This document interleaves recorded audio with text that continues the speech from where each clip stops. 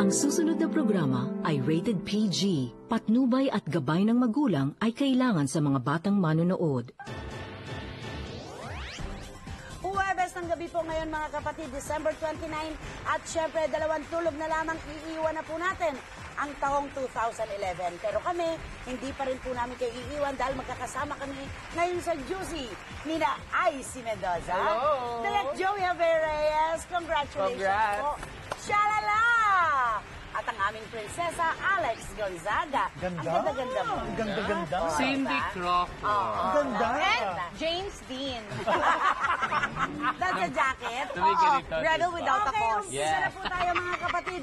Heto na ang top 10 sa juiciest breakups ng 2011. Panoorin po natin. Juiciest Breakup Top 10, Aiko Melendez and Mayor Patrick Beneses. Hindi ito ang unang pakikipaghiwalay ni Aiko sa kanyang karelasyon, pero ito na yata ang pinaka-pinag-usapan at pinagpiestahan sa dyaryo at sa telebisyon. At dahil ito sa naging dahilan ng kanilang hiwalayan, di umunoy questionable ang kasarian ng mayor at ang balita pa ay masyado raw itong malapit sa isa pang lalaking politiko at ang ikinaloka pa ng lahat ay sa mismong Twitter account pa na aktres ito lumabas. Kaya naman ang ending, hindi lang nademanda ang aktres, napatawan pa siya ng parusang persona non grata sa bayan ng Bulacan. Medyo bahagi ako ng issue ito dahil sa akin dumaan yung mga tweets ni Yes. Aiko tungkol sa kanilang paghiwalay at sa mga personal na ano ba sabi natin? Personal na impormasyon tungkol kay Mayor Patrick Meneses ng Bulacan. Hanggang ngayon, ang kaso ay nasa piskalya pa rin ng Malolos, Bulacan. So, di pa rin sila good terms ngayon. I don't think so, Palagay ko, Iha. I don't hindi think so. mababalik yun. May boyfriend na ba si Aiko? Si Patrick may girlfriend? Hindi ako masyadong pamilyar sa buhay nila. Si Patrick naliling ngayon kay Nikki Valdez. Magkaibigan at lagi daw sila magkasama. Magkaibigan sila. Okay. Okay. Well, ang importante, nag-move on na sana sila. Yes, Move sana. on. Maganda yung show ni Miss Aiko. Okay. Move on, di ba? Okay, move on. Okay. Okay, mag-move on na rin tayo Now, moving on. Okay, Okay. ito naman ang ating top 9 na juiciest breakup of 2011. Juiciest Breakup Top 9, Direk GB San Pedro on Candy Pangilinan and Diana Menezes. Hindi malinaw kung ano ang tunay na dahilan ng hiwalayang GB at Candy, pero naging mainit ito dahil nadamay ang pangalan ni Ay de las Alas. Di umano'y ang aktres ang dahilan kung bakit nasira ang maganda at tahimik na relasyon ng dalawa. Pero agad din namang pinabulaanan ni Ay ang lumabas ng mga balita. Samantala, hindi pa natatapos ang taon ay naging malapit naman ang direktor sa Brazilian model na si Diana Menezes at hindi nagtagal ay nagkatuluyan na nga ang dalawa at umabot pa sa puntong muntik na silang magpakasal. Iyon, si Ate Candy, nakasama ko sa PS I Love You. Anong pangalan niya doon? Si Tita Lovely. Si Lovely. And si Direk GB. And of course, after Direk GB, nagkaroon siya ng girlfriend na si Diana. Nagkahiwalay din sila. So nakadalawang breakup this year si Direk GB. Eh, di ba it comes in 3? Bago natapos ang No, it comes in sila three. naman. It comes in threes? Ay, sabi mo na, Kanino? Yung isa pa, wala naman na. Joke lang. Ay, ano yung sabi mo, tatlo? Ano yun? Tungkong kalan. Tungkong kalan. Pero hindi yun ina-apply sa pag-ibig, hindi gano. Sa mga yumayao lang. Okay. Okay. Bangis ni So, Direk, no? Bangis. ang tindi, no? Tindi ni Direk.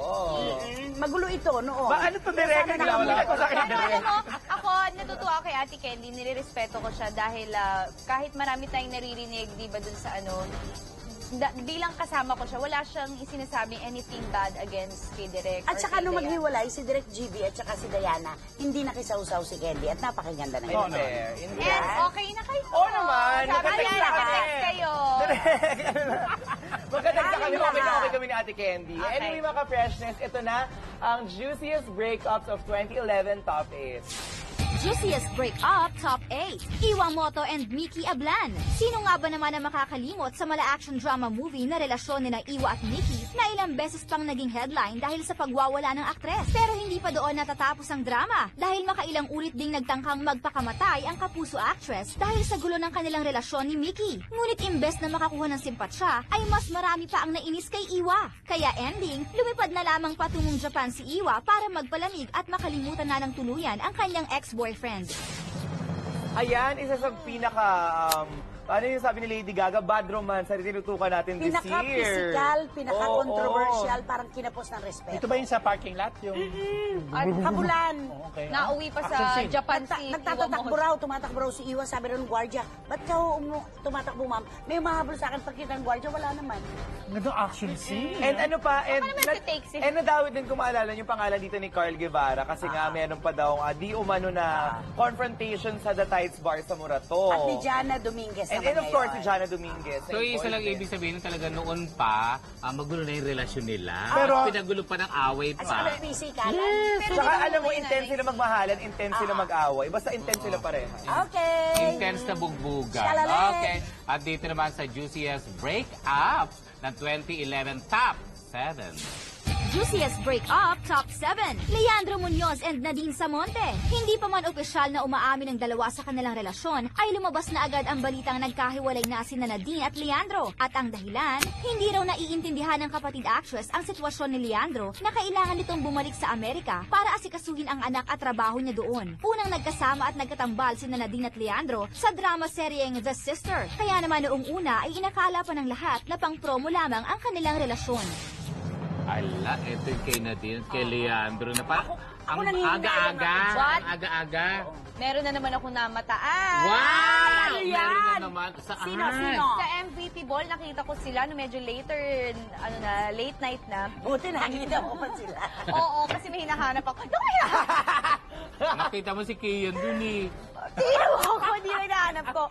Anak, natutuwa ako na mataan mo sila. Namataan ko po Okay. sila at nag-uusap sila tapos para nag-cheers pa sila. So, good terms naman sila. Okay naman. Ang ganda. Kahit nagkahiwalay Wala sila, pang good dalawang terms buwan pa yung sila. kanilang Oo. relasyon na nakapanghihinayang dahil akala kasi ni Leandro siya na, pero hindi pa pala. Napakamura. Iba't ibang klase mga ano natin, meron bad romance, pero intense. Ito naman, Tahimik. tahimik. At What maayos. could have been? What could have been? What could have been? Pero mali natin next year, mali mo si Leandro, naligawan si Alex, ituloy na Pero niya. di ba meron si Nadine na ngayon? Parang Yung dati yata. Nagbalikan sila. bumalik. Showbiz Nagbalikan. boy. That is so Ang dami nga nagsasabi na baka para sa promo lang ng The Sisters before. Hindi. naman. Kasi nakita na. Hindi dapat The Lovers yung title. Okay. Naku, ang dami pa po namin ikukwentong hiwalayan ng 2011 sa inyo dahil Ito ako lang yung hagupit ng chikahang nag-iinit. Todo ang hirit sa... Juicy! Sa gitna